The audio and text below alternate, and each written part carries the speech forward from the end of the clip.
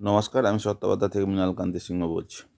আমি আজকে যে বিষয়টি নিয়ে আলোচনা করব যে আমাদের মুখ্যমন্ত্রী আবার নির্বাচন কমিশনকে এসআইআর স্থগিতের জন্য 4 পাতার চিঠি দিয়েছেন।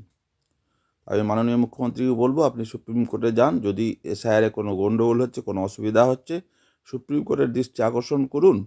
তাহলে সুপ্রিম কোর্ট সেটা যদি অনুপযুক্ত থাকে তাহলে বন্ধ করে দেবেন। কিন্তু আপনি বারবার এই রাজনীতি একটা উদ্দেশ্যপ্রণীতভাবে চিঠি দেওয়া বন্ধ করুন। আর আমি একটা কথা বলি, যত ধরনের শুনানিতে দুর্ঘটনা ঘটছে সম্পূর্ণ হচ্ছে রাজ্য সরকারের সমস্ত কর্মচারী।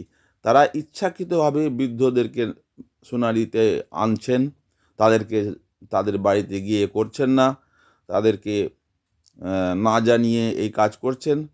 কিন্তু নির্বাচন কমিশনের এই করা আছে 80-85 বছরে যারা আছে, বড় অসুস্থ যারা আছেন, গর্ভবতী মহিলা যারা আছেন, তাদেরকে বাড়িতে গিয়ে করতে হবে শুনানি। কিন্তু নির্বাচন কমিশনকে নিচু দেখানোর জন্য এটা টোটালি রাজ্য সরকারের কর্মচারীদের কর্ম। ওরা এটাকে নির্বাচন কমিশনের উপরে চাপানোর চেষ্টা করছেন, যার জন্য বারবার এইসব দেখা যাচ্ছে। তবে যদি কোনো দলের কোনো অসুবিধা হয় তাহলে মুখে না বলে সরাসরি আপনারা তো সুপ্রিম কোর্টের যে উপস্থিত হতে পারেন। এর আগে তো যে ছোটো ছোটো ব্যাপারে আপনারা চাকরির ক্ষেত্রে বারবার সুপ্রিম কোর্টে গিয়ে আটকেছেন। তো এখন কেন? এখন গিয়ে আটকান, শুনানির ভোটটাকে শান্তিপূর্ণভাবে হতে দিন। আপনারা ডুপ্লিকেট ভোটার কি বাদ দিতে চাইছেন না? কেন চাইছেন না? ডুপ্লিকেট ভোটার বাদ দিলে তো স্বচ্ছ ভোটারের লিস্ট একটা আসবে।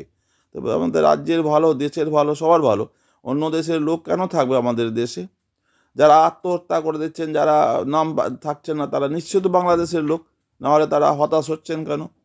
এইসব কারণের জন্য আমি সবকে বলবো, যারা এইসব সম্বন্ধে সমালোচনা করেন তারা সব দল সুপ্রিম কোর্টে যান। যদি নির্বাচন কমিশনের ভুল ত্রুটি থাকে তো সুপ্রিম কোর্ট নিজেই স্থগিত করবে।